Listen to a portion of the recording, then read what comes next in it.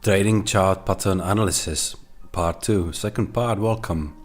We will speak about trends today, as binary options profits are almost exclusively based on future price prediction. By the same token, at the same time, you should be aware and realize that trading binary options carries a high amount of risk, so please be careful when trading binary options. However, we want to show you a few examples how you can predict future price, and based on our experience we will present trend reading and trend identification. So how to spot a trend? It's a good question that I'm going to answer in this video. I prepared this chart that moves from point A, top bottom left corner, to point B, top right corner. You should be aware that every asset doesn't move in a straight line and almost never moves in a straight direction. So these so-called swings are along the way of the price chart movement. I labeled minimums and maximums. Minimums are labeled with red flags, as you can see right here, and maximums are labeled with green flags. You will notice that I jot down higher maximum and higher minimums. So let's take a look at minimums. First minimum, labeled by this red flag, is lower than the next one. Second minimum is higher than the previous one. Third one is also higher than the previous one. Fourth one is higher, fifth one is higher, and so on and so on.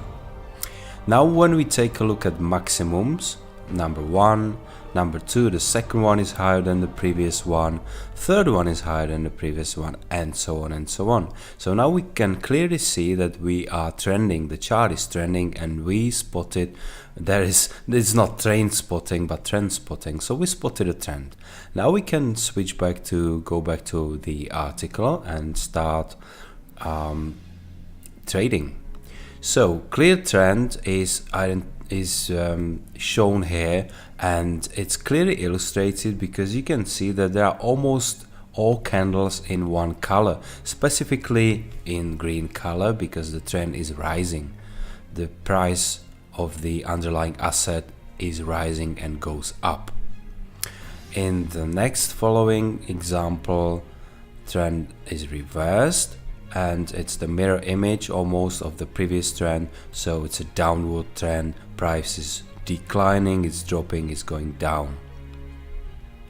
It's always good to open higher time frame to see where the overall price is heading and whether there are any major points, major resistance zones, or support lines that you will be able to draw on the higher time frames. So we know how to spot a trend, and I will show you a couple of examples when you switch M5 candles. So these are 5-minute candles, and on the right hand side, same area, exactly the same chart is shown on M2 charts.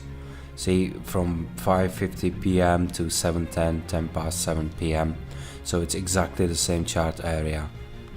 Once you identify 3 candles of the same color, you can start trading. This would be this example. When you open a trade with recommended expiry, it might not work for everybody, but it really works well for us. Expiry time of between 2 and 2.5, 2.5 candles. So that would mean between 4 and 5 minutes. You can clearly see that if you make any entries along the way for next 10 or 12 or even 15 candles, you would almost always succeed. This is not guaranteed, but in this case, in this scenario of a clear trend, it's a very high profitability. So yeah, you can go ahead and start opening trades and take notes, run your own statistics and figure out your own methods. Once you see that chart starts going down and doing larger pullbacks, you can add an indicator called RSI to see that the chart, the indicator is clearly illustrated by this purple line. And once chart pulls away from the main trend and RSI is oversold, it means that it's on the extreme level below 20, you can enter the trade within the main trend direction. So if you open the trade on this second red candle and our RSI is oversold, there is a very good chance of succeeding. Again, expiry 2 candles or 2.5 candles, so you can see that it's going to be very profitable. And again, we can open trend another trade here, but to be more clear, you can wait for another point where RSI drops. We would not recommend trading against the trend, because you can see that in such a clear trend, even with a couple of pullbacks, it's very tough to find more than 2 candles that are in the opposite direction of the trend. So it's very risky, and it's never good to try to catch a falling knife or try to stop the running train in the opposite direction. Like right here, you would not succeed trying to find the trend end, and you will not succeed trying to go in the opposite direction. So we would recommend always following the main trend, which is our method, and we recommend that to traders to start with. In the next part, we will show you another examples of trend channels, and we will add more technical indicators to show you again different methods and different scenarios. So stay with us, follow us, and give us a like button. We will come with the third part very soon. So we wish you a lot of luck, a lot of success, and take care. Bye bye. See you next time.